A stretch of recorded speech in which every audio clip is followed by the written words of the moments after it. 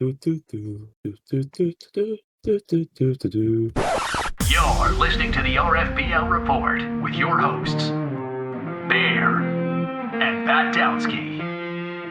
I only realised when I was up in Wolverhampton, the New Forest owner is an absolute cuck. Truly, the rich get richer. Juice, because I only drink juice. We got some typical Peking bullshit. Here comes 5th place New Forest. He's cagey, he gets on base, he's a consummate pro. Warning, things are about to get weird.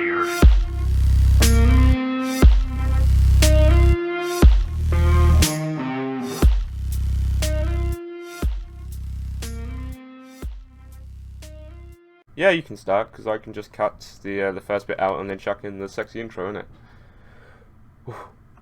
Greetings, salutations, welcome back to another one of the RFBL reports with Bear and Pat Downsky. I am not Bear, I am the other one. But joining me from across the pond, once again, the one, the only. It's the guy who's doing the audio and the fucking video this time, isn't it? Yeah, he's multitasking. He's got multiple jobs. But I made the mistake of moving my computer today, and now things are they've gone all pear-shaped. Not unlike the playoffs last year, and maybe again this year. Let's see that segue. That's a good segue. I'm not gonna lie to you. Solid segue. Nothing wrong with that. But let's keep it brisk. I'm at a ball tournament this weekend. I got roped into. They didn't have enough people, and then I got there, and they're like, "Oh, you got the wrong gender. We need a girl." It's like, "Well, you got me." So now every time I go up, they count an extra out. So that's how they get around that, I guess, is that I'm an automatic out. The rally killer. But you told him you got like no labor at the moment. Yeah. I'm basically Tapia. I'm Tapia. I am just the absolute rally killer. You can count on me for that out. But yeah. Recording, we got some playoffs coming up for the RFBL. Maybe we'll see who makes it, who doesn't. It is tight in some places and not tight in others. Kind of like my body. There's so many other things you could mention with that in that moment of time, and it would have been so wrong in so many different ways. You know what? Like I've been running around doing stuff, and I gotta say my quad's a little tight, but like other places maybe not as tight as they should be, like the shoulder. You know how it is. Labrums are important, right? But I think people want to know what we're consuming right now. You got anything? Are you drinking? I've gone back to the old juice at the moment. The old Tropicana original with extra juicy bits. Extra juicy bits. Sorry, extra pulp. My apologies. No, you can say juicy bits. Juicy bits, innit? Yeah, I just wolfed down a calabrese sandwich. Oh. Just wolfed it down. I gotta go full Italy. Italy is what's carrying me in this playoff race, and I gotta adopt Italy in my lifestyle. I think that's the path forward, isn't it? As someone who's had Italian players, they've only failed me, so I don't know about that one, Chief. Oh, I'm setting up for heartbreak. Like Italy at the World Cup, hey? Yeah, I think they actually went out of the group stage last World Cup as well. Woof. But I don't think we should rehash that as you are an Englishman and I'm a Canadian. So like you met disappointment, and we don't even get to go to the dance. We have to sit at the kids' table. So no, but you're at the dance this time. I know we're at the dance this time. It's exciting. I might even watch some footy. Might even watch it. But RFBL. Let's stick to the one sport, the one true sport. Bless up. We'll start with the VL. We kind of neglected them last time we recorded one of these. We intended to come back to it, and we just didn't. And it was kind of cringe. Someone had some important matters to deal with for the last 3 months. Oh yeah, I've been busy. I've been deck building and getting married and other stuff. But VL, Halifax, they've locked that division up. There's, like, what do they got, 199.9% chance of finishing first in that division. They got a 24-game lead on the second place. Damn, I didn't think that division would be this bad for this long. I was a woodcuck truther, but looks like Halifax has that wrapped up. And they made some big additions at the deadline, too. Like, they've been adding to this roster, so it's scary once again, you know? Mm-hmm, yeah. What do you think of this Halifax club? It it's quite difficult in it because the division is so bad. It's very hard to like get a full grasp on how good Halifax truly are when your other three teams are as good or just slightly better than the last place teams in the other divisions. Yeah, that is fair, but I just mean like not really. I don't know. They do play those other bad teams a lot, but like let's not take anything away from this hitting. This is a murderer's row lineup. Adding Brent Gurley to this team that already had Daniel Watson, working Stephen Murdoch into that first place spot to give them another big bat, getting Yafrikov for pennies on the dollar, getting Alex Rodriguez, Sluggo. Like there isn't really an easy spot to pitch around in the lineup. It is probably just looking at the team now, like you like every single spot is just hitting. Like first baseman Stephen Murdoch is 147 OPS plus with 3.5 WAR. Oh Jesus Christ! I mean, his number 7 hitter's got a 121 OPS plus. Yeah, like how do you deal with this? Like the only player that's not hitting is the catcher, and you don't even care that the catcher's not hitting well when you got 8 other players that just hitting runs in and just getting extra base hits all the time and hitting home runs. Yeah. I'd also note that catcher, even if he's not hitting great, still has an 82 OPS plus. Yeah, exactly. That's solidly above average for the position, and he's good with the glove too. Like we're talking about, he's a former Gold Glove, former Silver Slugger catcher. Like, yeah, he's in the back 9 of his career, but like he's still good. That's your number 9 hitter. Like, okay, you're never gonna complain about it if he's hitting 80 OPS plus and he's a good gloveman. Like, yeah, I would note that Yafrikov's been hurt. So it could be short, could be long, but that would be a blow to this team if they were to lose a big bat like that. But like honestly, as a bench piece, Reno Herjula is a really solid bench piece. So like even if that guy has to come into the lineup to cover for a Yafrikov, you're not losing that much. Or like Chris Wade. Like Chris Wade hasn't hit well at the majors aside from once, but could. I mean, he's coming to a team where confidence is extremely high and everybody's batting above average. So yeah, I mean, they're leading in virtually every offensive category. The only place they're not is in stolen bases, and they're second. So like this is a very tough lineup to pitch around. But you said, how do you beat this? On the other side, they have a solid, really good bullpen. Like Laurent Claude has been a real been a revelation at the back of this bullpen. Halifax always finds somebody that's going to be amazing as a late inning guy, but the rotation has not quite performed. Like they're very middling for the runs against side of things, and the starters, they're 8th in ERA, so that's kind of like bottom third. And the defense is not particularly strong, so like they could get some weird bounces, they could get some weird errors. The rotation could get blown up, but you're going to get into a slugging match, and it's like there's not a lot of teams that can go toe-to-toe with this lineup. So that is something to be wary of as we approach the playoffs. Don't know where it all went wrong with the Woodcocks. Looks like the offense just dried up completely, and the pitching wasn't good either. Okay, very good. We've summed it up. We've solved that problem. Wait. Good at... When your number 1 starter is 6.1 ERA, you have issues. Yeah. You know what though? It's one of those things where he's been good every year except for his rookie season and this year. So like I don't know what to say about that. I've been experiencing that myself. I cannot tell you what the solution forward is, but it's frustrating, and you just try to pick yourself up and do the best you can with it. Newfoundland. I was gonna say the Button, but they've just been ineffective.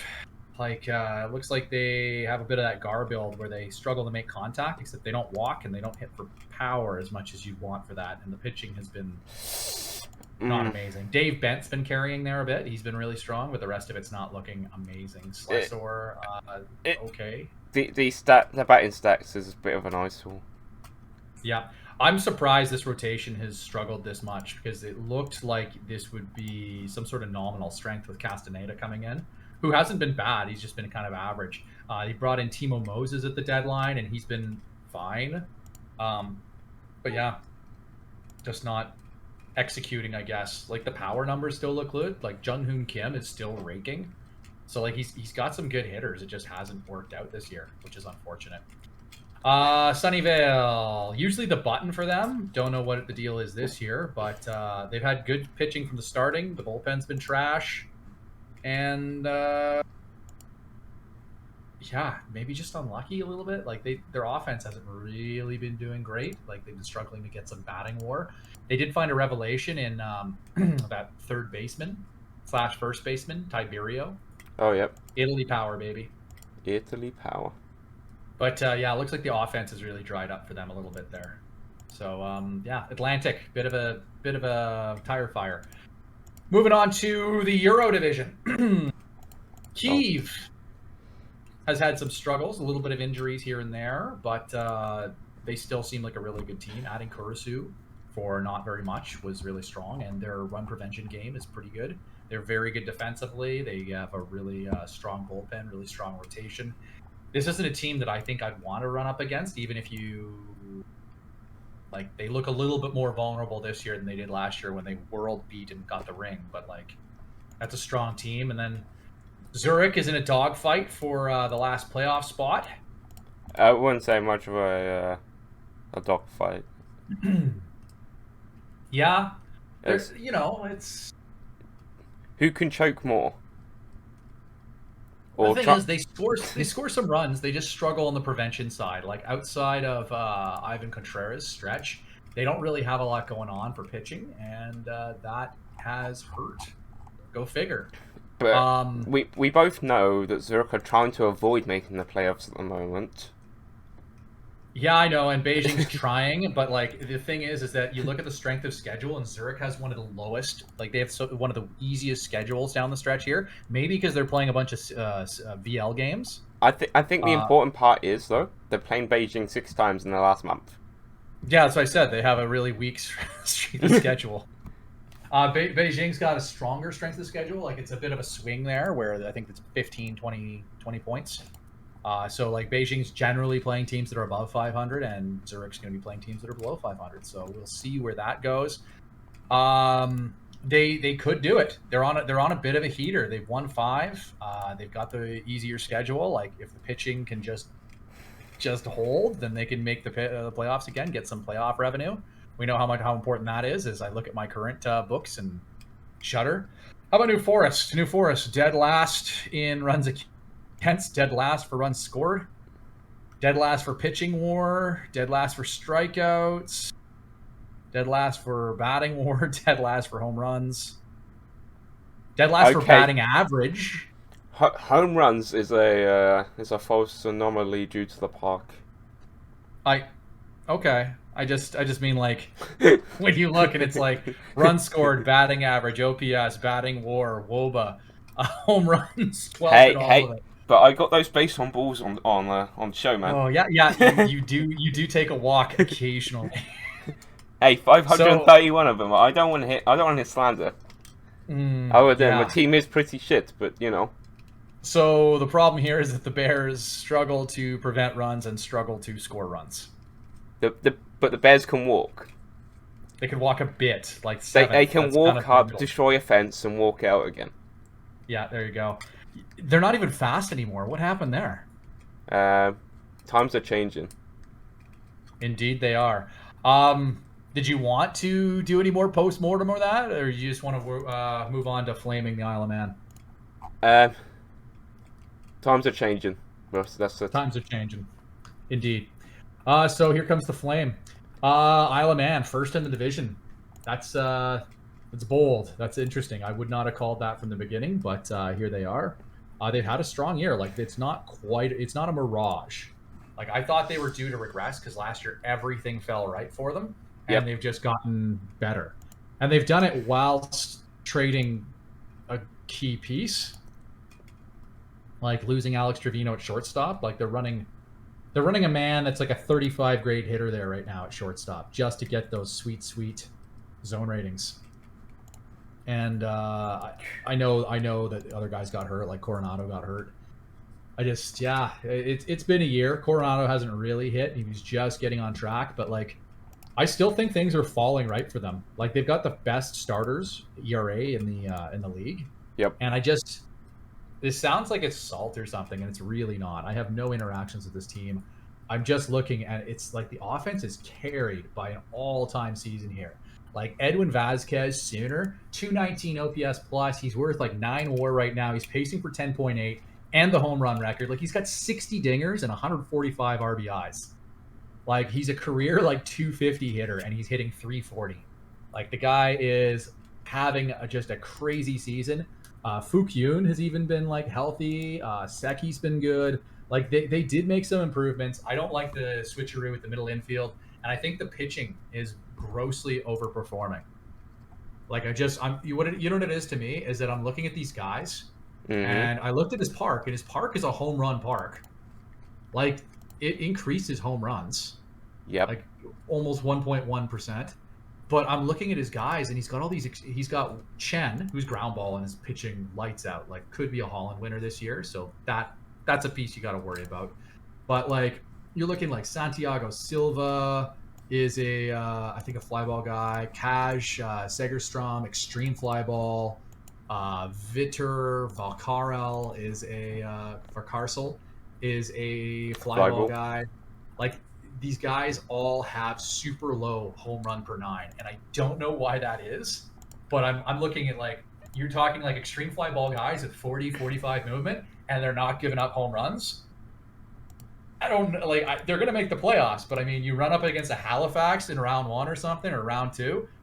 I don't know if I like those odds that holding a little bit longer. I could be completely off base here, but like 45 movement with an extreme fly ball in a home run park. I know, and the dude's still giving up fewer home runs than any of the guys on my team with 65 movement.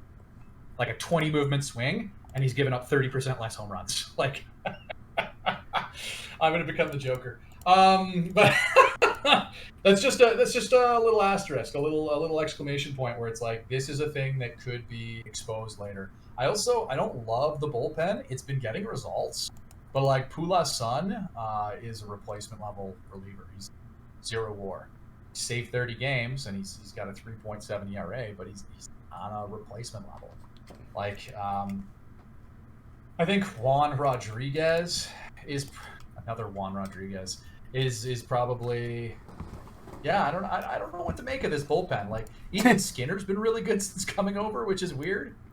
Like, they've been getting results from a lot of the guys here, but like, again, maybe underrated, or maybe it's due for some regression. It's baffling, like how how the pitching is doing so well where they play 81 games in a ballpark. Yeah, well, whatever. It just more power to them. I wish I had this much luck. I don't think it's all luck though. Like, it's a good team. They got good. It's like, a good team, I don't want but to take away from it. But like you have a guy that's having an absolute career season, and then you have this pitching. They've got like the 4th or 5th best run differential, and that seems a little weird to me. But hey, whatever. They're making it work. Vazquez is raking. Chen is elite. The rest of the rotation is providing some value.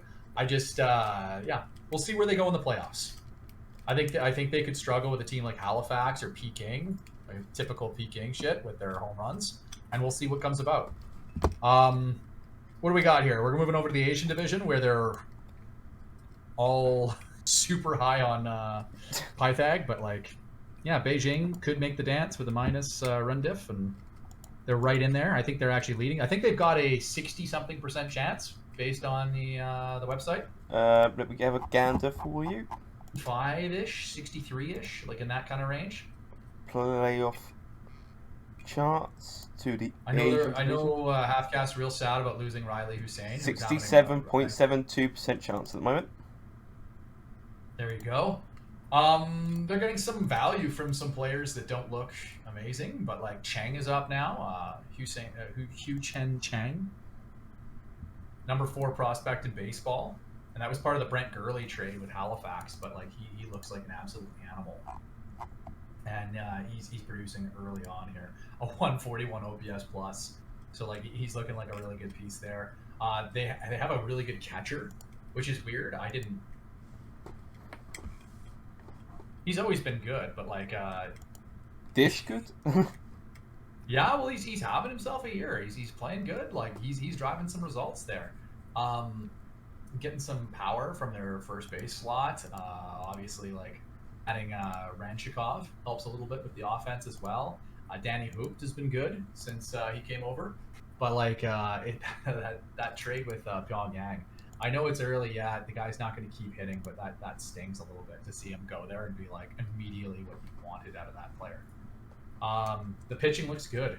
Steve Leppert, Juan Gonzalez, like they're having some good seasons. Chain looks good. Like they've got some good pitching near the top of that rotation, and when you don't count on a guy like Hal Dunn for much beyond, just like where did that guy even come from? Oh, get real. He was a Trav Dondo pick, 13th round, released by the Org and then signed by by Half-Gas like 4 years ago, and he's just like, oh yeah, casual 2.5, maybe 3.5 star. If you're gonna use that metric, but like he looks good. He looks good. He's came from nowhere, was the 73rd ranked prospect, but like he's breaking some guys through. They're trying to win. I think they could use some more offense to make that push, but like their pitching's been really strong, and that's their pitching first org, and we'll see where that goes, where that takes them. I think the numbers suggest they should beat Zurich, but we'll see, because the strength of schedule is going to be a factor, and we'll see how they can do coming back from this a bit. The biggest thing is the power of Zurich trying to lose, and hopefully they achieve their goal, versus Beijing trying to win and not lose as they've been doing. Yeah. Peking is still in it, still winning the division, still likely to win the division. They don't look as strong as they have in previous years. Like, it's Pedro Alvarado, Joe Verhoeven, and, like, just some guys in the rotation. Like, Tim Gillen, he's getting some yeoman's work out of Tim Gillen, but it's like, he's a guy. Bobby Navarro he looks all right at this point, but, like... Yeah, he do work. He's definitely... Yeah, he's leaning towards washed compared to what he was. Scandal. The real scandal is that he's going to be stealing money from Oliver for another 3 seasons after this. He really fell off after that first season. But, yeah. He won the Rookie of the Year. That's interesting. How much do you want to complain about he's won Rookie of the Year at age 30? I hate it. I have been consistent on this point for a long time, but whatever. People want to vote boomers to the Rookie of the Year. All right, whatever. I'm not gonna gripe about award voting like on this. We have limited time. It's fine. Whatever. People want to vote for him. That's fine. I for one don't vote for pros that played like conceivably 10 years in Japan and then came over. Like, but whatever. Lineup still looks strong though. I don't know what kind of idiot would trade him Bobby Bonilla, but I wouldn't know either. It's been really good. It's been really good. Who would trade him, that guy? I wouldn't know at all. He would do that. Who would trade him Bobby Bonilla for an older, lesser first baseman? Hey, an older and a younger. Two older and lesser first basemen. I think one of them's a similar age, isn't it? One's similar age and one's older. One Nayudi is like basically a year younger. But yeah. Yeah. Now he's gonna. Oh, and he signed. When did he sign that contract? He's only gonna get paid $9 million a year for the next 4 after this, or 3 after this. That's tidy business. Tidy business. Ingo Toet still a monster. I wouldn't want to run up against this team in the playoffs. Like, I want to say though, Pekin have been losing to the Bears.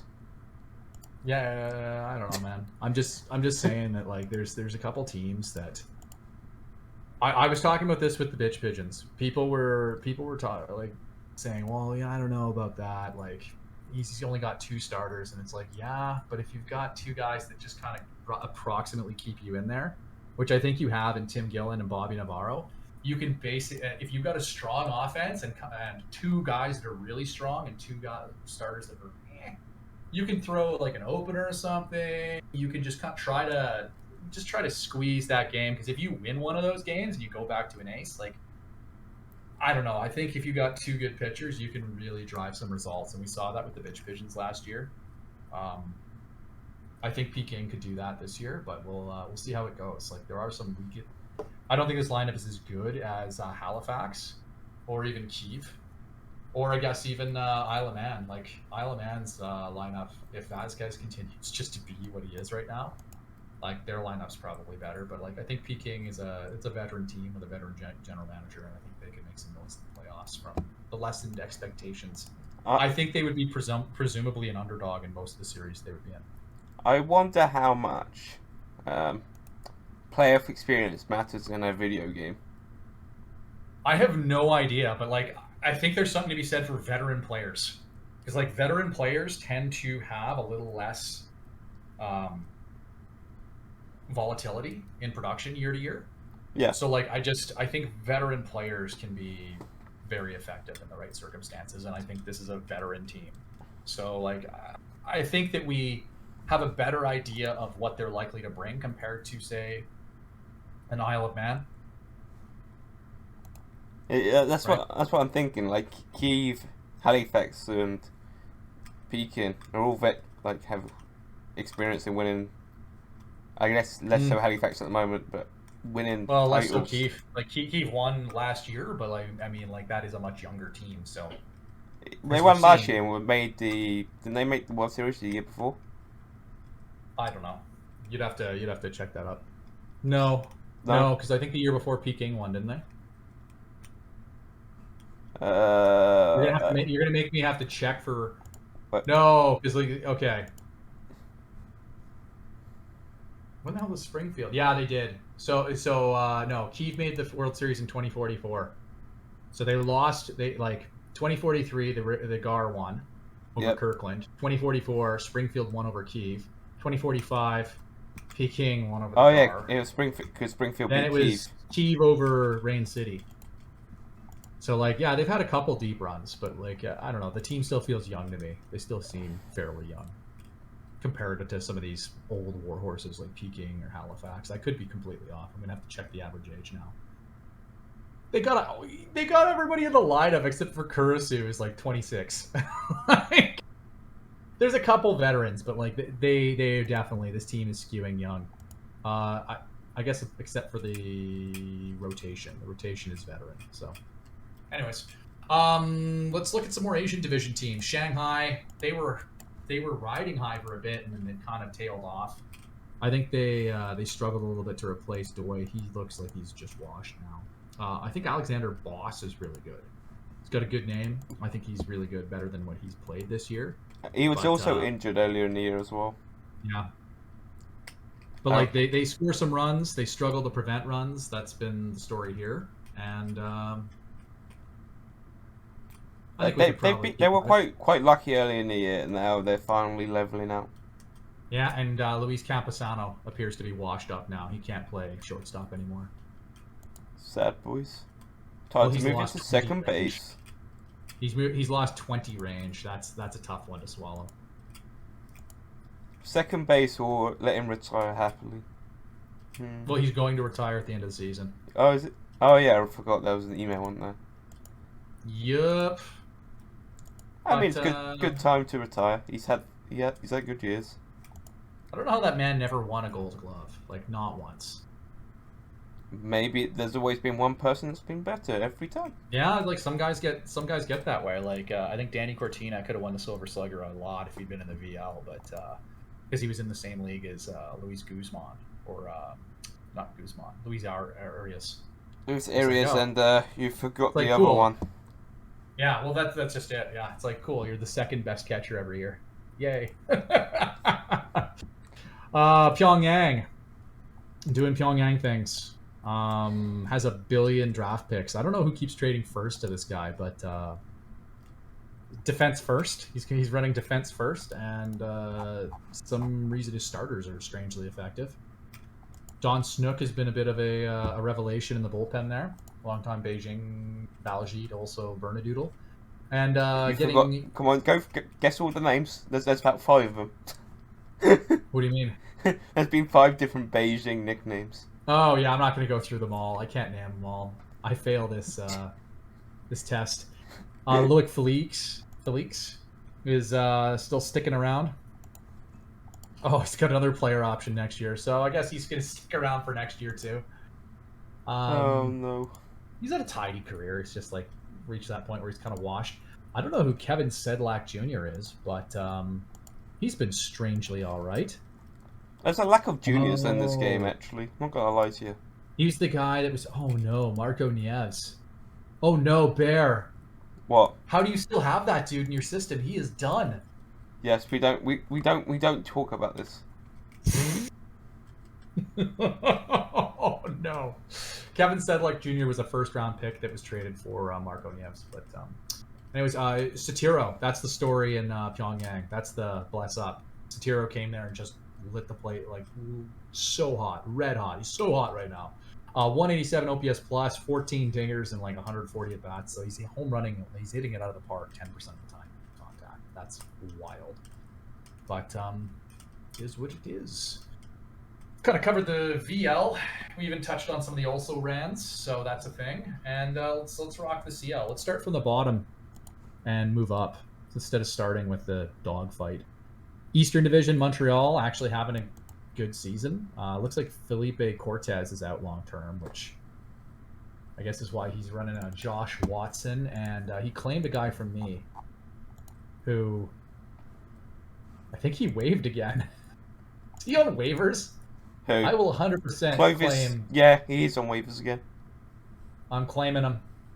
Joke's on you. I might claim him. No, he's not on waivers. The only thing I have is your catcher. But Clovis Martin, he claimed him from me, and he was pretty decent for me for in limited play. He's only on designated. You might have missed the waiver time then, because he's on 15 days left on the. Oh, you know what? It means that he hasn't moved him to the roster yet. He claimed him and didn't move him to the roster. But like, they're scoring more runs here. They're doing really good preventing them. It's the bullpen driving those results again. Like really strong showing from the bullpen. Second best bullpen ERA. Jamie Yarvi is crushing it once again. Volt Grant looks really strong, back to his normal self. And then adding that Ma guy has been pretty solid. He's been another really good piece in the late innings for them. Trent Schultz, fuck that guy. He was trashed for me for so many years and then left and became excellent. So, but he's like another weapon. Like the bullpen is fairly deep and it's a significant weapon for them. I'm interested to see how they run the bullpen when they get to the playoffs. But yeah, I think the pitching is fine. Alex Goitia hasn't become who they hoped he would be, but whatever. You've got some you got some. It's an okay lineup. It's an okay lineup. Kevin Jeffries is not having his characteristic year, but he's like a nice piece. Fernando Rico somehow is smashing the ball despite being like, he looks attributes wise to be completely washed, but he's 35 contact. Yeah. He looks completely washed, but he's still just smacking the casing off the ball. Pineda's been okay at second base. He's hurt again. That's kind of his thing. If he isn't hurt, is he who he is? Is he playing if he's not hurt? They did pick up legs, Alberto Garcia, but he's kind of been trash. I'm sure that'll bounce back. Like, he's not washed. But he's been good defensively, better defensively for Montreal than he was for Chicago. But yeah, he definitely paid to get legs and pad over that kind of weak spot. So we'll see. Some veteran production. We'll see what he can do in the playoffs. I struggle with this team. I struggle to beat them. Something about their pitching just like locks me down. So we'll see how that goes. I mean, for once, Montreal might not choke out the playoffs. Oh, why would you put that juju on them? Motor City. They're 15.5 games ahead of Motor City. Motor City, second place in the division now. Oh, everything's being turned upside down. Moving up, baby. Everybody said the European division was going to be the worst division. somehow the Atlantic, the Asian, the Eastern. Somehow there's four other divisions that are somehow worse than the Euro division. Yeah, that everybody was flaming and said it's going to be by far the worst division, and the highest wins that anybody's going to get is like 80. That first baseman of his, Tom Caulfield, has come on. Motor City has come on so hard. He is looking really good. Like that's a real solid piece. 42 dingers already. He's looking like an absolute stud. Danny Morris, he's having a nice bounce back. Santa Marta, it seems like he's actually unlocked Santa Marta. He's up at he's been 1.2 more since being acquired, and he's up at a 103 OPS plus. Like for catchers, that's pretty damn close to getting into Silver Slugger territory. Inales is still doing his thing, which is neat. He's got a player opt out after this year. Oh, he's English. Yeah, that's why he's. He's from New Eton. That's not England. Okay. That's like Quebec of the world. Oh, interesting. Okay. It's backwards, and no one wants to go there. Motor City's got has definitely had some injury issues this year. Like you're seeing, there's like 6 guys currently on the IR. There's 2 currently in the lineup that are injured as well. Oh no, really? Yep. Oh yeah. There you go. Both third basemen are injured, so that's good. That's good to see. Hey, they got a spare third baseman in the AAA. So. Yeah, but like I will say, like they're playing good defense. That's not helping their pitching. Their pitching has been real bad this year. Bob Fuentes has been their sole bright spot there. Gear's still not getting the results. He's getting BABIP'd a little bit there. That's kind of hard to watch. Chris Cruz is doing okay. Yeah, there's some guys that are doing fine. It's not great, but it's not bad. Magician is an interesting case because like his R WAR has always been better than his WAR. So now he's up at like 2.5 R WAR. He's looking like a 3 R WAR season, which is not bad. That's pretty adequate for your back rotation. Oh, what? Ben Brody's a 2-way player? Oh, I missed that. One of his third basemen is also his 5th starter. Oh no. He has to find 2 slots. The downside. We're seeing the downside to 2-way players. And as is tradition, his closer looks good, but is absolutely garbage. I don't like Tycho Tarnovius was really bad for a lot of years and looked way better. And this Silvio Van Zanten is very similar. Looks great. It's the Motor City curse, just like bears and batters. Yeah, it's like a Gar bullpen thing, except legitimately happens. All right, let's move to Kitchener, who's trying so hard to drive that tank around, and it is just too good. It's just too good. The anti-tank mechanics have been put in place. Yeah, putting in the Eastern Division anti-tank mechanics. He's running a guy with a 78 OPS plus and a 189 batting average in 2-hole and at DH, so that's fun. Jude Morrison's another up-and-coming first baseman. Like he's been really good for Zabby this year. He's a nice piece. He's been getting some very odd production. Do you reckon he's single-handedly making sure they don't tank? No, because Bird has had a hell of a second half. Zabby traded everybody because he's like, Bird sucks. Everybody sucks. That's it. We're trading everybody. We're bottoming out. We're going to take this division in 3 years. And then Bird's like, no, not quite. I'm going to hit 30 home runs in the second half. It's like, I'm going to make that $37.5 million worth it. Yeah, well, he could win the Silver Slugger at right field. Like a bunch of the other right fielders are not having amazing seasons, and he is. He's walking a lot. He's getting a lot of home runs. Like, who cares about the batting average if you're getting on base at that clip? And he's projected for about 4.5 WAR, which is pretty good. He's also like been very effective in the field. So, whatever. Bonus. Bird is the word, baby. Bird is the word. Indeed. Let's see that. Let's look at the month by month, because like if we look at this, like his So the first half, the first 3 months, March, April, May, 49, 102, 80 for OPS plus. June was like, okay, I'll be an okay player, 111. And then July, he was like 201, 9 home runs. And so far in August, he's got another 9 home runs and a 146. So he's ending strong and really driving them results, which is kind of what you want to see when you've got a couple more years of guaranteed money to this guy, right? Oh, you know, he's got to make it look like he's worth his money for one season. Yeah. Vanderland, struggle year. Cordova's washing up before our eyes. I think he's lost about 20 stuff in the last calendar year, but he's still been reasonably effective if you don't look at Sierra. Finley Moran was a nice coup, getting that guy 20th overall, and he's had a nice second year, nice sophomore season for him. So like the Zabbies, there's some young players on the roster that are contributing, and there's some progression. That closer with an ADRA hurts though. Monkeys legend Corey Duncan, but whatever. If you're trying to lose, then there you are. He's got good defense. He's being paid $6 million to drive the tank. What can you do? Drive the tank, baby. Then we get into the unluckiest team in the league. Oh, yep, the unluckiest team in the league. Can't score runs. 11th in runs scored, 12th in batting average, 11th in on base, 11th in OPS, 11th in batting WAR, 11th in weighted on base, 7th in homers, 4th in stolen bases. So he steals and he can dinger, but yeah. Question for you, important question. Because this is the worst team in the CL, correct? I don't know. Are they the worst team in the CL? According to I think Hannibal's worse. According to the percentage, they are the worst, the win percentage. But are they worse than the Bears? No way. No way. The Bears are way worse.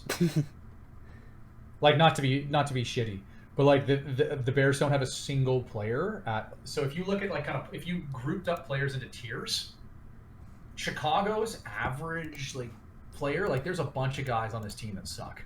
Yep. There's a bunch of guys that suck. But they have 4, 5, 6 guys that are actually really good.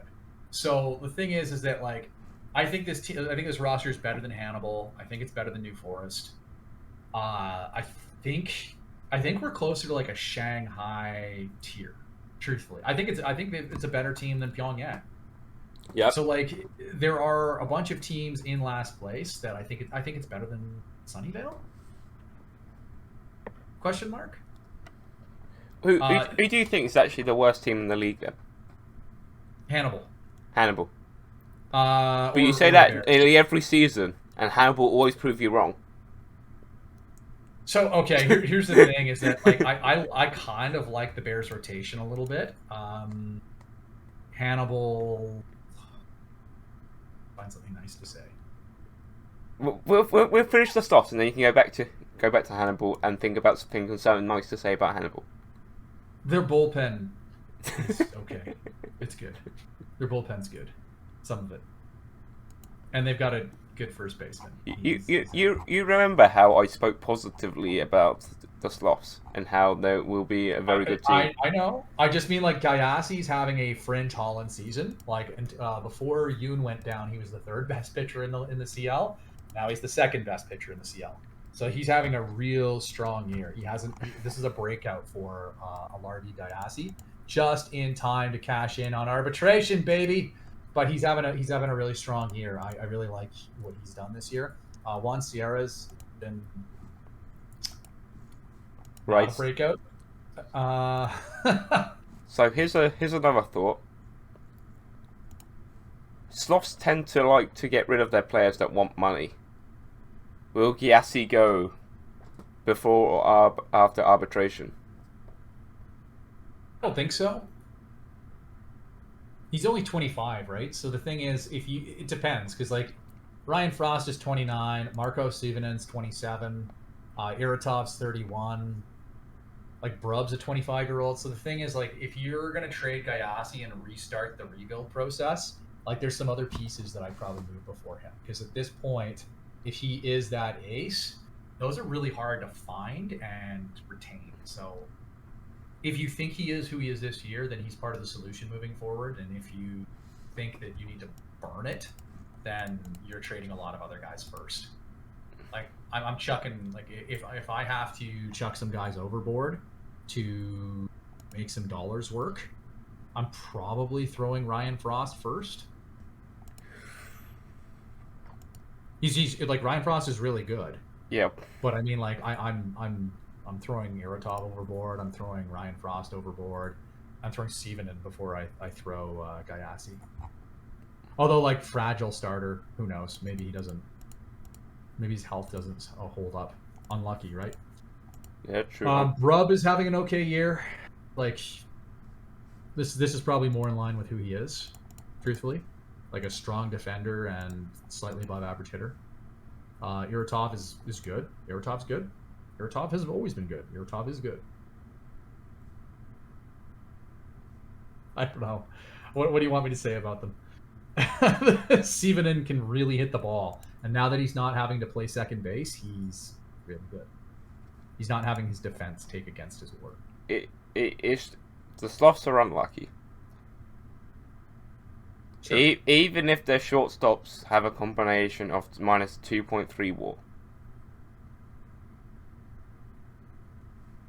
Oh, Yamada? Yamada's bad now? Oh. I missed that. Well, what can you do? Unlucky. Unlucky. What can you do?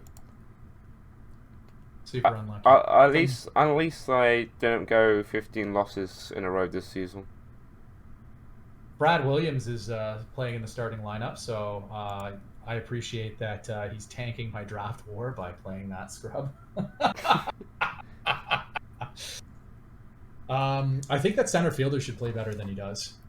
If we're being honest, the Wang. I know. I found this season the center fielders have been finding it quite difficult this year. Yeah, I just mean like it might, like I know it's a meme, but it might actually be genuinely unlucky that this guy's minus 1 WAR right now. Because you know Cerner that got like 2 WAR for me last season. Oh yeah. He's been trashed this year. He's got minus 1.1 or something stupid. Like, what's happened to the center fielders? Have they all just like gone and had like a center fielder meeting and gone, you know what, lads, we done too much last year. Let's be shit. He's still got a good catcher. Like he's still got a good catcher. Lindqvist is good. Like he's fine. I think just it's real difficult. Like if you're running below replacement players at left field, third base, shortstop, center field, like. Do you want to just list all the positions the way you were going? No, I just listed 4. Just 4 of them that it's below replacement. So, like, yeah, it's been a tough year. It's going to pick high. We'll see what he does with it. They're good defensively, at least. And, like, as mentioned, they've got some pitchers that are pretty good. Right. Let's move on. Let's do the Central. Springfield's going to win this by 1 million. Well, let's go to your favorite team. We'll go to Hannibal first. I'm not going to say mean things about Hannibal. He traded me a really solid pitcher. So honestly, I'll tell you that Donovan Selkin was primed to be one of the best pitchers in the league, and him being out for 10 months is genuinely unlucky. He's got an elite nickname. Just that was rough. That was rough. And the thing is, it's not like Hannibal was like, I'm going to make the playoffs this year. He traded Secchi for Martinez, and he got it. That was a good trade for him, even. Yep. Like he got a really good prospect out of that. So like we knew what this was about, but like they're surprisingly competitive. They don't score a lot of runs except if they're playing Travis. They only win. Wait, I want to see what the head-to-head is versus against Trav. But like they field the ball good, and they're good at base running. And currently Hannibal are 6-3 against Redondo Beach. Yeah. Don't know what to tell you, man. Don't know what to tell you. I will say, like, there are some genuine unlucky things. Like, take a look at Capone that he traded. The guy had a 6.04 ERA and a 350 BABIP when he was traded. Like, he was 28% below average. I thought when I traded for him, I was like, oh, this could blow up. I am not getting good drops. I'm not getting good drops this year. So getting another guy that was struggling with the ball falling, I was like, this is going to be bad. And he's been very, very good. Oh, So, it was the pitcher that lost to the Bears. That says everything. Another bullpen one. I don't think he actually lost to the Bears, did he? Yeah, he got the decision, gave him the loss. Oh yeah, that was like 3 unearned runs. Yeah, he didn't give up any earned runs and got the loss. No, he got What are you gonna do? 2 unearned runs. One of them was earned. Oh, okay, he gave up 1 run and lost the game. I don't know what you can do about that. But anyways, yeah, I just mean like Hannibal. Some elements have been lucky. Like his record is lucky against that run differential. Yeah. But like, there's been some unlucky things. Donovan Selkin going down, Capone being rough. Like that contributes. Some of the guys offensively have really had some struggle years. And speaking of luck, unluck, let's move on to the Monkeys, who are middling. Well, I think that- you need to go what the kids say and go, they're mid. Yeah, well, like they're 9th in runs scored, they're 7th in runs against. The bullpen's been good, the rotation's been meh. The hitting's been. Do you know what the Monkeys need is like just casually gaining some like 5-star pitchers and shortstop on a cheap. Yeah, Scott Coster playing okay. He's been relatively healthy, I want to say. Diego Orozco, still a starting caliber outfielder, but not a 130 weighted runs created. Who saw that one coming? Aside from the Napolio voters, Ortega's been really good, especially since he moved to DH. Because like he was not doing amazing in the outfield, like zone rating wise, but he's been a really effective hitter for him. Yanagi's had a bit of a bounce back year. He's making a lot of money, but he gets out of that this off season, so there's going to be like almost $40 million from that. Like, yeah, Kwon Kim is pretty good.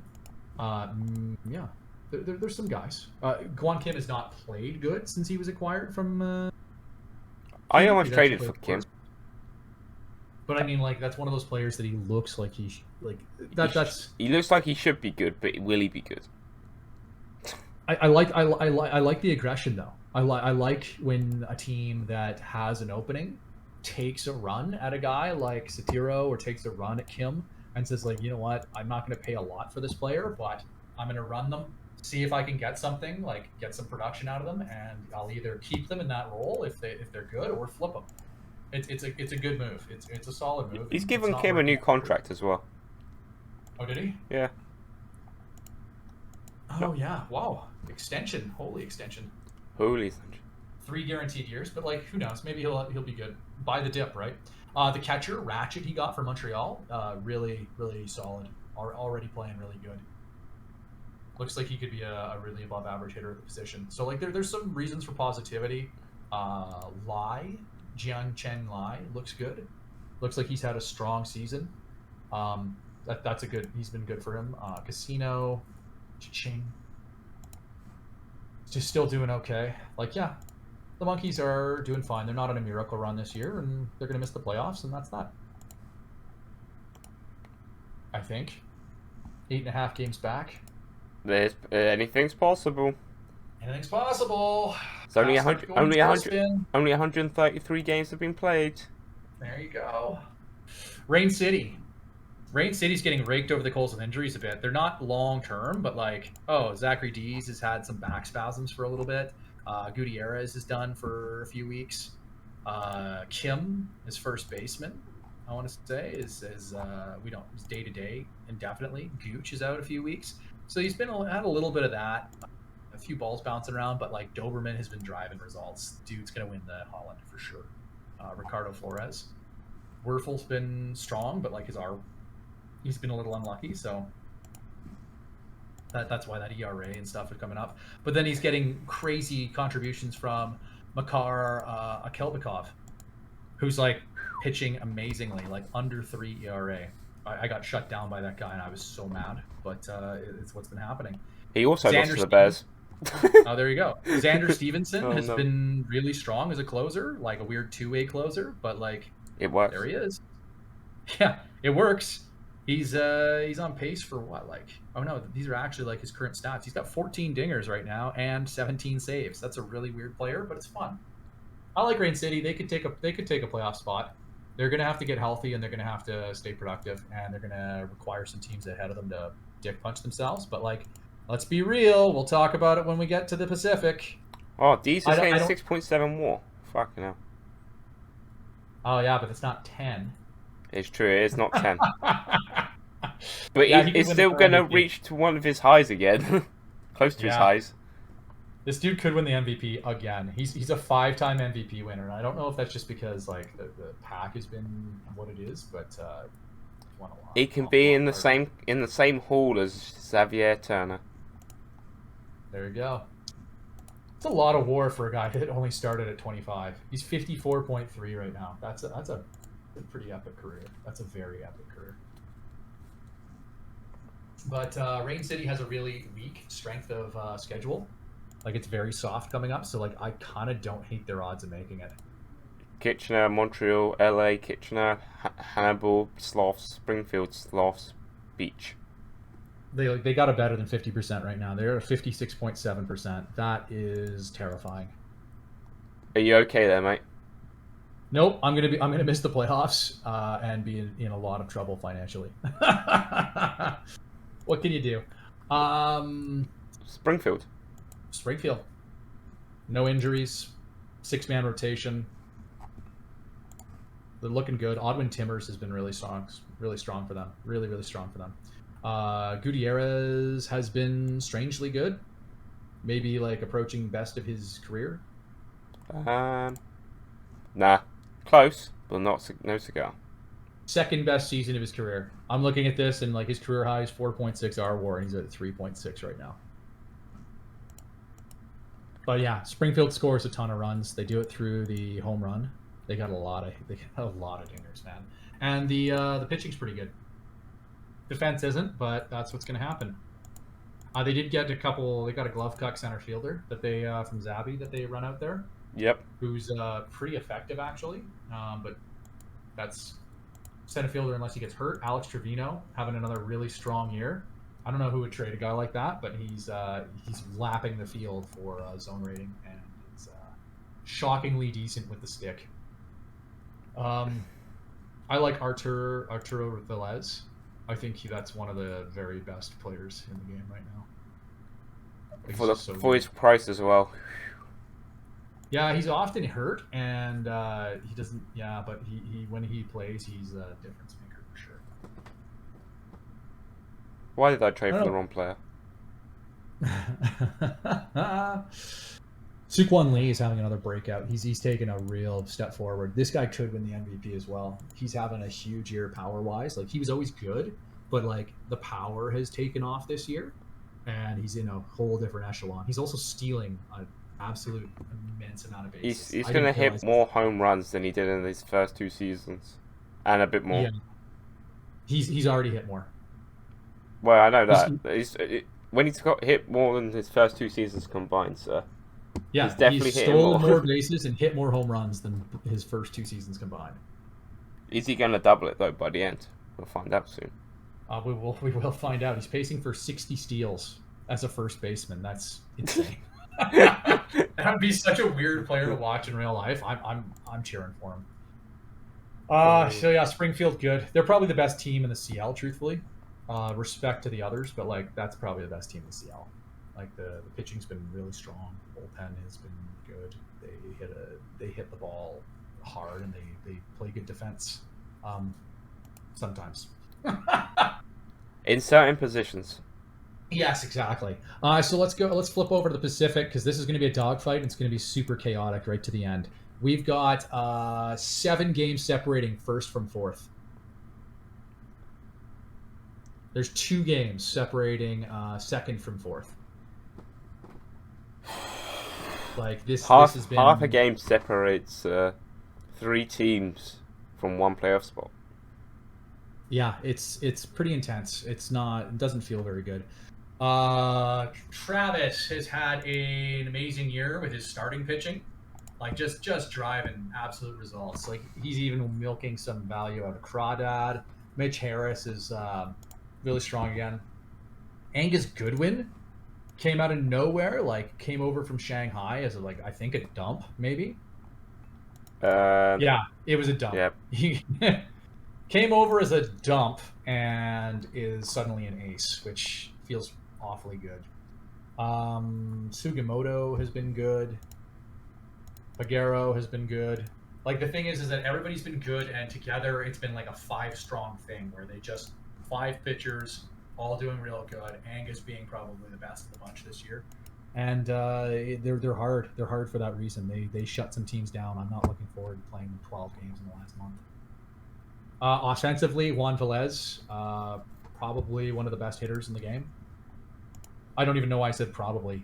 Like, easily a top 5 bat. I don't know who would trade that guy, especially for a shitty arm, but like, he's really. We all trade very good hitters for shitty things. Yep, but like this guy looks like he could be. He looks like he could be an all-timer, like with what he's producing. Somehow he went to a pitcher's park, and his OPS plus jumped like 25 points. So yep, he's been real good. He's already at 305 career home runs at age 30. Yeah, not bad. I think he's got a little bit of injuries. Like Sugimoto's another strong arm.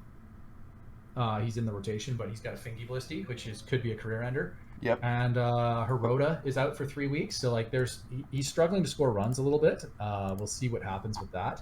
Bears watching.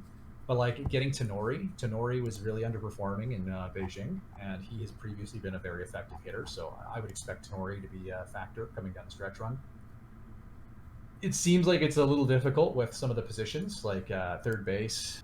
They're getting some production out of that guy, but catcher doesn't look amazing. Shortstop, like center field, Moreno's kind of regressed a little bit offensively. Although he's still pretty effective defensively. Center fielders this year. And Mark Watkins trying to contribute, but hasn't quite gone that way for him yet. But he looks like a good professional hitter. We'll see what comes about with him. I think Travis has as good a chance as any of the teams here to make it. He has been a lot lucky compared to his run differential because he's positive, but barely. He's like +5 on Pythag, and really 26 and 14 in 1-run games. So like some of that is from having a good bullpen, and some of that is from being lucky. Like though I find that the 1-run games record, for the most part, doesn't hold year to year. Mm-hmm. There are always some teams that seem to be on the right side of that ledger, and some teams on the wrong side, and that's probably due to roster construction. But I mean, like I'm looking at this, they got the 7th best bullpen ERA, and 26 and 14 1-run game record. I don't know if that's entirely repeatable. There's probably could be some regression there. They tend to win a lot of games at home and not a lot of games on the road. So we'll see what comes about the last one. I know that feeling. Yeah, I know you hear that. Kirkland. Only 2 quality starts this season. I mean, I think they've actually added to that. But they've had the 2nd best starter ERA. They have had some luck running with the opener and a guy. And they're really squeezing the most out of this. Luis Martez could be done for the year. It's been like 3 days of pending diagnosis, and that would be a blow to their playoff chances. But I don't know. What do you think about Kirkland? I like Kirkland. I've always liked Kirkland. The lineup is extremely good. Like hitters throughout the lineup, and then you got Russ, the GM, that's just a complete tactician. So you know he's going to squeeze the most out of all his players in every from game to, if he could game to game, but week by week basis. Doesn't seem to be a lot of holes in that lineup, and like getting Mercado, Grumpy out of Zurich, who's having a good year again, to solidify that second base. Like, did he pay a lot? Yes.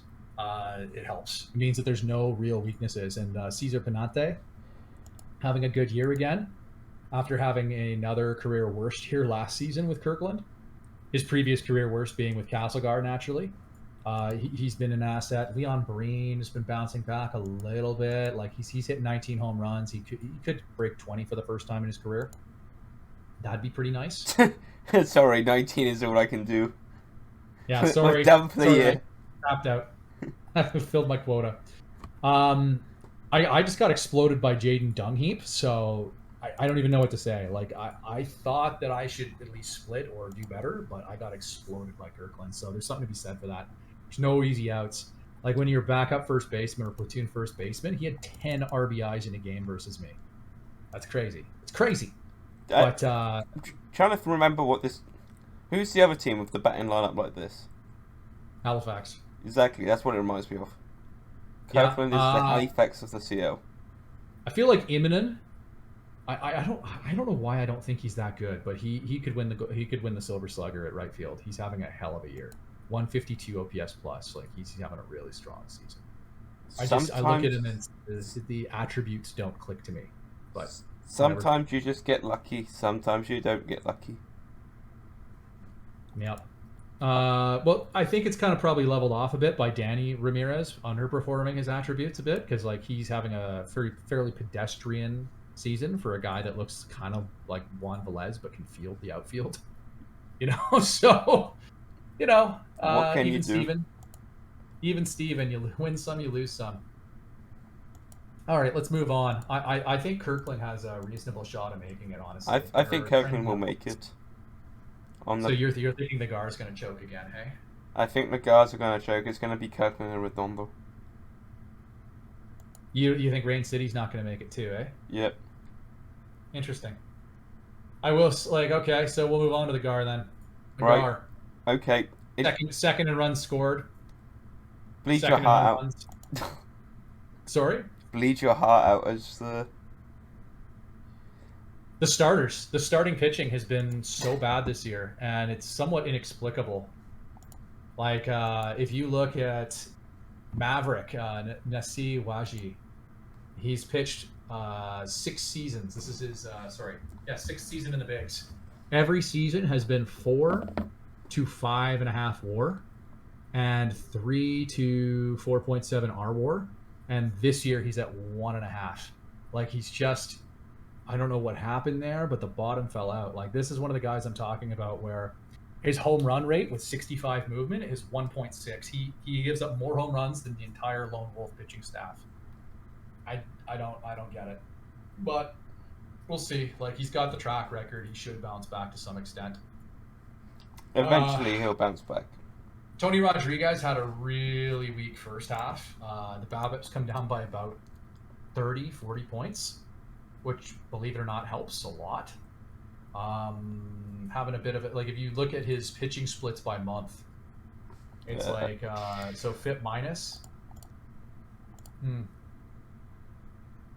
Yeah, there was a couple really rough months. The first month, March, 320 FIP minus. So, and in June it was 135 FIP minus. So like he's been well below average for much of the season.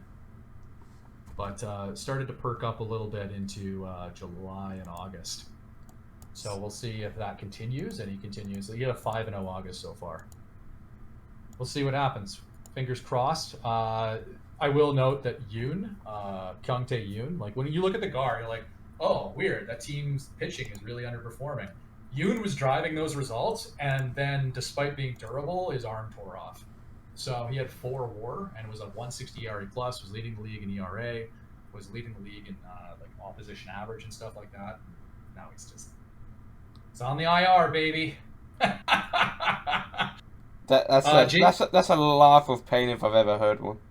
It is, but like the thing is, like same thing. Like Martinez Anderson, they picked up Martinez. The GAR picked up Martinez Anderson from Peking, but for whatever reason, again, like a guy with like 60 movements, giving up 2 home runs per 9. 343 BABIP. Like it's every pitcher here is kind of underperforming their ratings. Mika Perry's been pretty rough too. He was supposed to be shot into the sun, but here we are.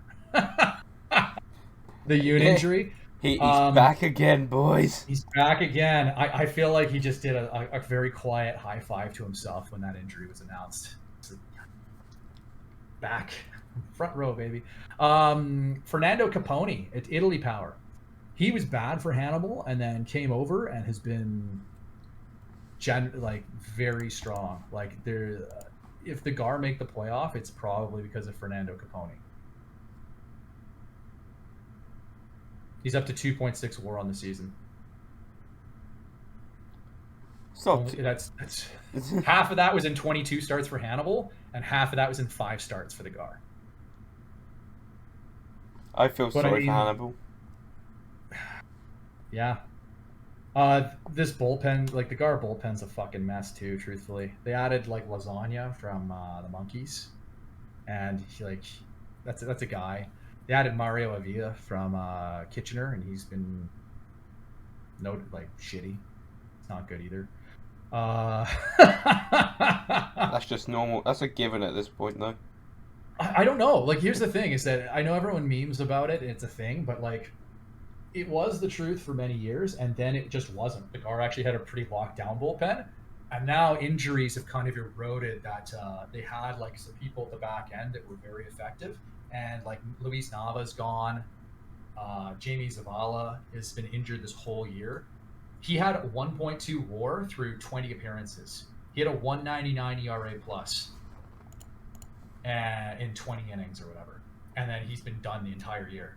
So it's like some of the instability here is from repeated injuries just bottoming out players' abilities, because they bounce back perfectly when they're 34, and some of it's like natural regression and aging and stuff. Like some of it's weird lucky things. Like Tycho Tarnovius was a big reason they missed last year. Went Winter Soldier for a week and blew 5 games in 1 week, but this year he's been pretty strong, strangely so. Steven Garbett has been injured a bunch, but like he's been reasonably effective. Like there's some guys here that Okamoto was really good for Travis last year. He should be good. It's been kind of shitty for the Gar, so like we'll see what happens with this down the stretch run. But that's where you're going to see the volatility. The lineup is pretty strong, honestly. 1 through 9? Question mark. They're missing their Silver Slugger first baseman right now, Miguel Gomez. He's been out for 4 weeks, and they missed Brian Quinn for 4 to 6 weeks or something like that. But Brian Quinn's probably the best shortstop in the game and the CL right now. And then like they got a really good center fielder like Steve Beasley is probably similar. So like I don't know. You look at the team and it's like they certainly can hit. If the pitching can do what it should be doing, this team should make the playoffs, but who knows, because the Pacific is ridiculous. It's a dogfight. Like, Yalmar Gade has been one of their worst hitters this year. He's a career 120 OPS plus, weighted runs created plus, whatever your metric of choice is, and this year he's spent about 100. So, like, there are some guys having weirdly not normal years. And it's still a very potent lineup, and we'll see what happens with the pitching. Like I couldn't tell you. I can't predict this division. It's too close. It's too tight, and it's all games against each other down the stretch. Like if you look, the Gar has 4 versus Redondo. Sorry, the Neons. Then 3 versus Kirkland. Then another series versus Hannibal. 3 more versus Redondo. 3 versus Chicago. 3 versus LA. 3 versus Motor City. 4 versus LA. 3 versus Springfield. If you look at the strength of schedule, I think it's an average of 0.525. The only breathing room you have there is Hannibal and Chicago. The rest of it's just all teams that have playoff implications plus Springfield. Because like Springfield's really good. Like going 4 versus LA and 3 versus Springfield to end the season. What's that going to look like? Like what's your best case scenario there? Splitting them? Yeah. Going 4 and 3 maybe. Like that's probably your best case scenario. So like it's gonna be rough. It is going to be rough. They've got a 75% right now, and they missed last year at the same time with a 90%. So, who knows?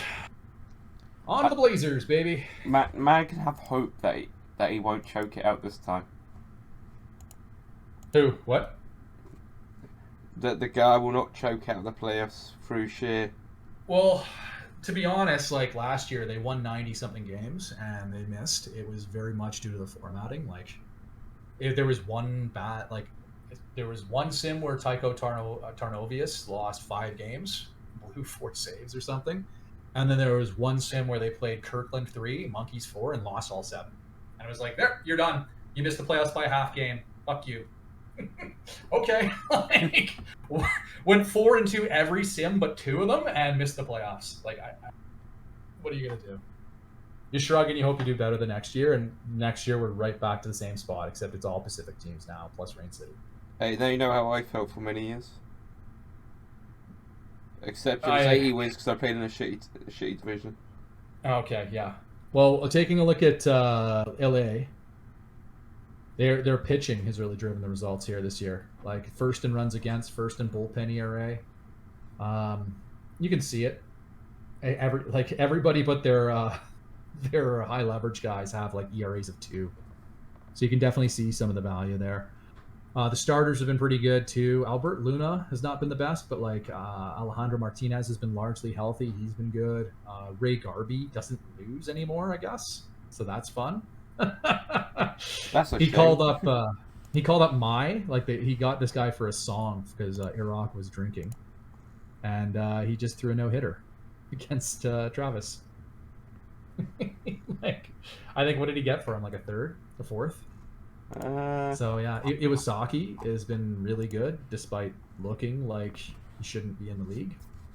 So there's a lot of guys here that have been very good. There's some injuries that they're dealing with, like Pao Zhu Se, like Anvil, I guess. He hasn't been amazing this year, but he's been on the team for a while, and he looks like a guy that's been one of the arms. I guess he lost Fernando Gonzalez for the season, which is that's a blow. He's been a really strong, consistent third baseman for a while. But it's a potent lineup. It's a strong, relatively strong pitching staff. Here's a weird thing that could happen because they're only 5 games up on second place. Do we actually think that LA has a lock on this division? No. Because if you look, like the post All-Star game records are wild. It's 29-20 for LA, 27-22 for the Guard, 31-18 for Kirkland, 28-21 for Travis. Like everybody's having a crazy second half. Like I don't know what's going to happen with this, but it's the stretch. It's all going to be the stretch run, right? Yeah, it's the final countdown. Indeed, it is the final countdown. I can't really call this. I'm not going to weigh in on it, but I don't have a good feeling about playoff odds here. But do you want me to get the playoff odds up for you? I see it. It's 26% for Travis, 43% for Kirkland, 75% for the Gar, 97% for LA. And I think we said that Rain City had the next best. They were 56.7. So, like, the game says Blazers are practically a lock, Gar, Rain City. I think we know because of the margins here that that's probably not going to be the case. I'd also note that Kirkland and Castlegar have, I think they're tied for third in the expected runs delta.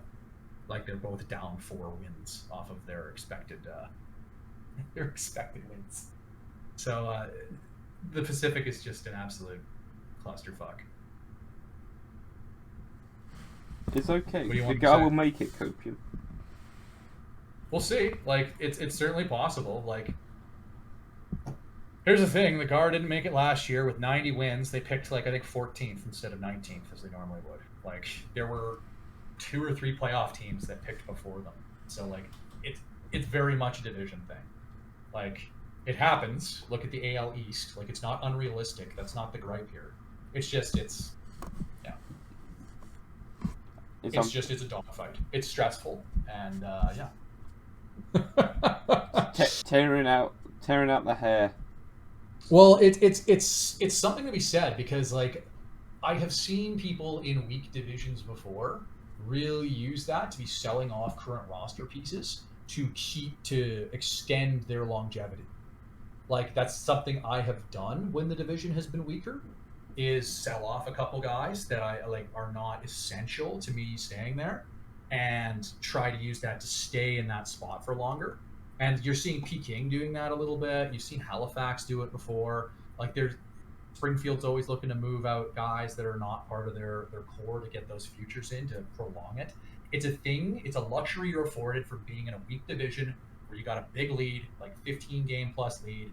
And it's just something you can do. You don't get to do that in a division where there's 7 games between first and fourth, and you're gonna lose 30 million off your budget if you miss the playoffs.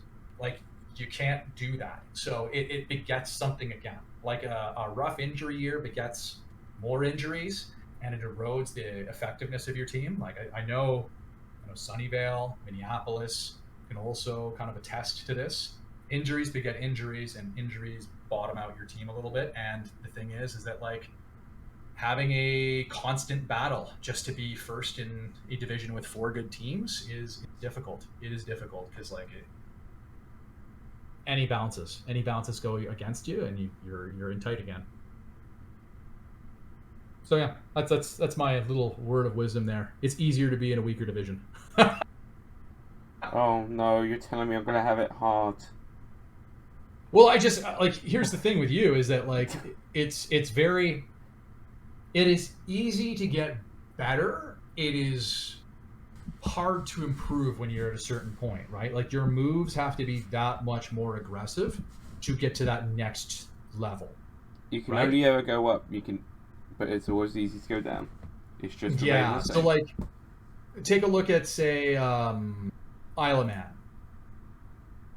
Maybe that's not a good one. But I mean like, take a look at like Kyiv or like Springfield, and it's like, what do you do to get that team to the next level? Honestly, what do you do to take Springfield from where they're probably the best team in the CL and take them to that Monkeys Dynasty level? What's the move that you make there? You get rid of an old fart that's gonna be just a replacement of something shiny and special, wouldn't you? I just mean like, could you get a better corner outfielder? Yeah, but like it's pretty hard to beat 150 weighted runs created from Jim Holland. Could you get an elite catcher? Like Nick Torres is pretty good. He's a solid, good catcher. How many really much better catchers are there? And what do you have to pay to get there? You could try to acquire like a definitive number 1 ace. They would slot into the top and push everyone down a tier. But like again, how many of those players are moving, and what's the acquisition cost? So like it's very difficult to keep extending your window, and it's very difficult to get to that next level. So like it's hard to see like where some of these teams could go to improve, right? That's true. You also said the magic line as well. What did I say? Next level. I blacked out. Next level. Next level, indeed. Is that where we should end it? I think we've talked for a while. But like, I just mean when you look at some of the teams that are at the bottom, and you look at the holes they have in their lineup, and you look at the acquisition cost to take a guy like Satiro, like it's easier to find guys that are good when you're not, than to improve upon guys that are already good and get to that. It's always about that. It's always about that balance, though, isn't it? It is, and yeah, it's very easy to throw shit at the wall and hope it sticks. Yeah, well, it's like to go back to the GAR, like what do you do to improve that? Not be the GAR. Yeah, pretty much. But I mean, like, add an ace. All right, cool.